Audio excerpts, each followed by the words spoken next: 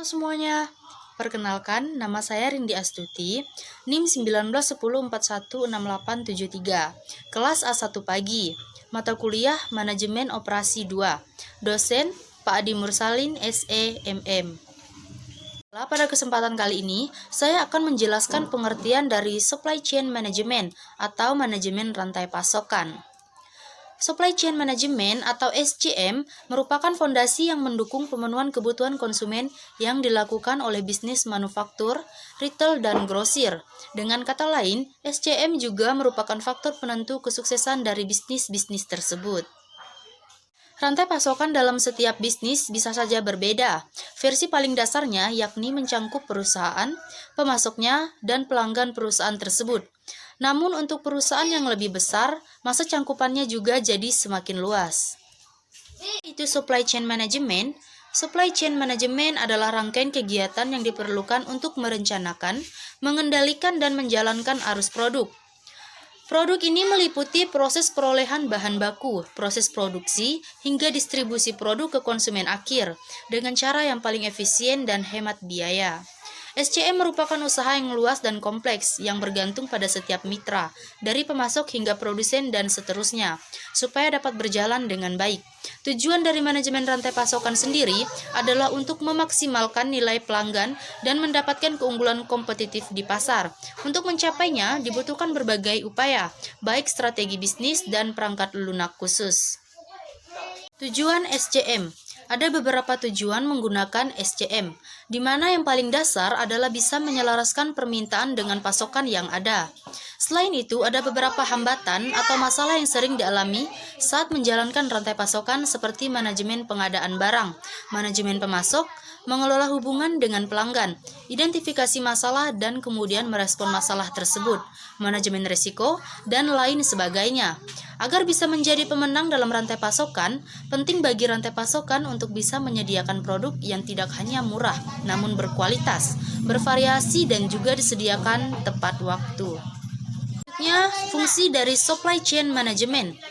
Ada beberapa fungsi supply chain management yang penting untuk diperhatikan. Fungsi yang pertama adalah SCM secara fisik, di mana fungsi dari SCM ini adalah mengonversi bahan baku menjadi produk jadi yang bisa disampaikan ke konsumen akhir.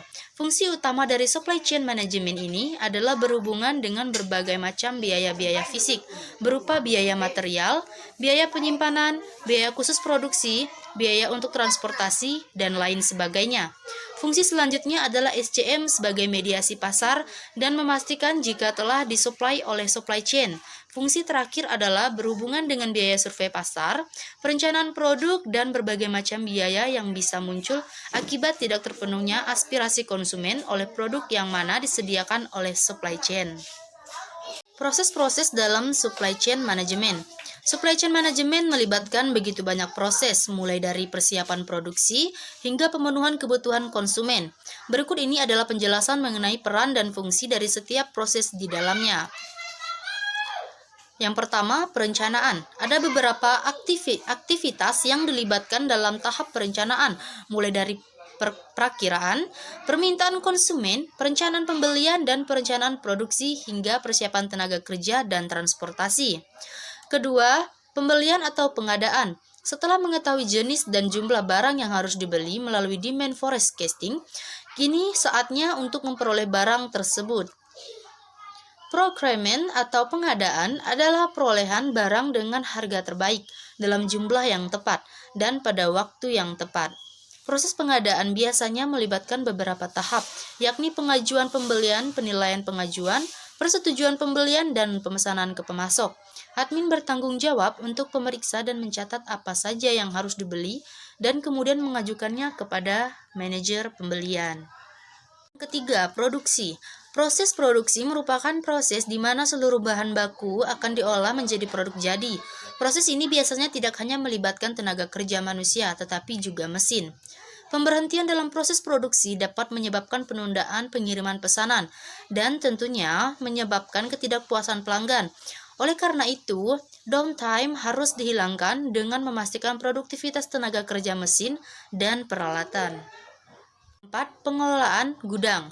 Setelah barang selesai diproduksi, maka barang tersebut harus disimpan di dalam gudang. Pengolahan gudang terdiri dari proses memasukkan atau inbound dan mengeluarkan atau outbound barang, pengambilan dan pengepakan, cross-docking, dan stock of name. Setiap barang yang masuk dan keluar harus selalu dicatat. Stock of name juga harus dilakukan secara berkala agar tidak ada perbedaan antara jumlah fisik barang yang sebenarnya dan jumlah barang yang tercatat dalam pembukuan. Seluruh aktivitas di gudang yang memakan waktu ini dapat diotomatiskan dengan bantuan warehouse management software. Yang kelima, pengiriman pesanan. Setelah barang pesanan diambil dari gudang dan dikemas, maka langkah selanjutnya adalah mengirimnya ke pelanggan. Kurir dan transportasi harus dipersiapkan terlebih dahulu agar barang dapat segera dikirim. Yang keenam, pengembalian pesanan. Pengembalian pesanan biasanya terjadi ketika konsumen mengajukan pengembalian yang dikarenakan kerusakan, kekeliruan, atau keterlambatan. Proses ini melibatkan beberapa aktivitas seperti pemeriksaan kondisi produk, otoritas pengembalian, penggantian produk, dan penjadwalan pengiriman pengembalian uang. Selanjutnya, istilah supply chain management dan logistik sering membingungkan atau digunakan secara bergantian. Namun sebenarnya keduanya berbeda. Logistik adalah komponen dari manajemen rantai pasokan. Ia berfokus pada pemindahan produk atau material dengan cara yang paling efisien sehingga tiba di tempat yang tepat pada waktu yang tepat. Sebaliknya, supply chain management melibatkan serangkaian kegiatan yang lebih luas, mulai dari mencari sumber bahan baku, memperoleh barang dan bahan baku dengan harga terbaik, dan mengordinasikan upaya visibilitas di seluruh jaringan rantai pasokan. Optimalkan supply chain management dengan solusi otomatis. Tidak dapat dipungkiri bahwa supply chain management bisa menjadi rangkaian kegiatan yang sangat kompleks. Semakin besar bisnis Anda, maka semakin kompleks pula rantai pasokan Anda. Untungnya dengan bantuan teknologi, Anda tidak hanya dapat menyederhanakan tetapi juga mengoptimalkannya. Caranya adalah dengan meningkatkan efisiensi dalam setiap proses yang terlibat dalam manajemen rantai pasokan. Anda harus dapat memastikan bahwa Anda bisa memperoleh barang atau bahan baku dan pemasok dalam waktu yang jumlah yang tepat, sehingga tidak perlu ada penundaan yang menghambat pemenuhan kebutuhan. Ini mungkin terdengar sulit, namun dengan bantuan sistem supply chain management, semuanya dapat dilakukan dengan lebih efisien. Dua strategi yang bisa dilakukan untuk membangun supply chain management yang baik. Yang pertama adalah membangun hubungan dengan pemasok. Hal ini sangat penting di mana membangun kemitraan yang baik dengan pemasok ini untuk mewujudkan kesuksesan rantai pasokan. Perusahaan yang baik akan membatasi jumlah pemasok di mana harus pemasok yang memiliki keunggulan saja yang bisa diajak bekerja sama. Strategi yang terakhir adalah peningkatan respon pelanggan agar tetap kompetitif. Kemudian fokus pada rantai pasokan agar meningkatnya layanan pelanggan.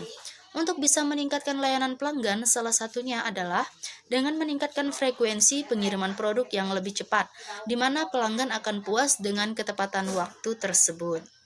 Sekian penjelasan dari saya mengenai supply chain management.